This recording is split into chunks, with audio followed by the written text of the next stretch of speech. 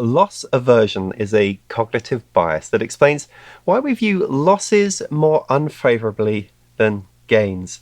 This means that the pain of losing $10 is greater than the pleasure of gaining $10.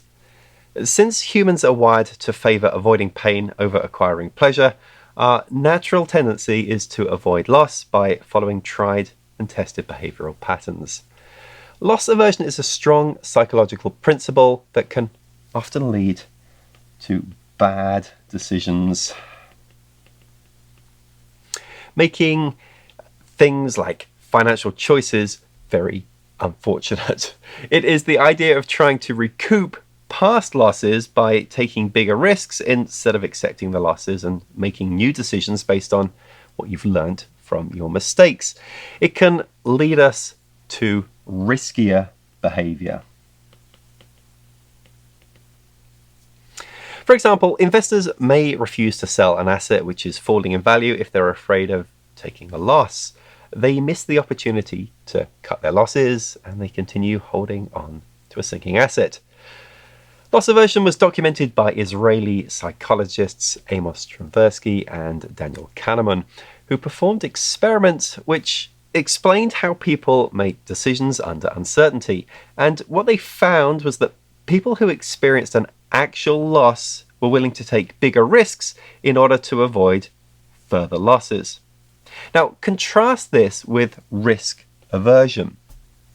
In layman's terms, risk aversion is just simply a person who dislikes risk.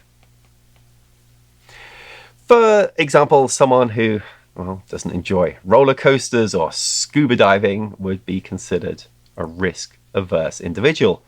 A risk-averse individual would prefer to avoid risky decisions.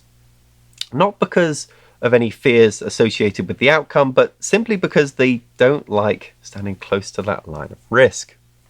It's a psychological trait rather than a logical one.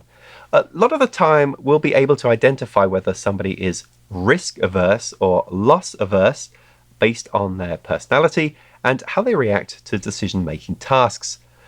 Loss-averse individuals fear the idea of losing something they already hold more than the chance of gaining something new, whereas risk-adverse individuals will try to avoid carrying out any activity deemed to be risky, even if the potential gain is great. Now, how to overcome loss aversion and risk aversion? The trick is to make sure you are making the most out of every decision.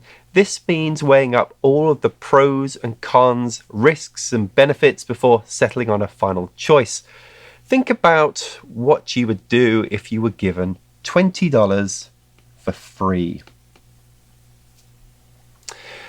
Then think about whether that affects your decisions in any way when it comes to making that $20, into $30 by taking a certain course of action.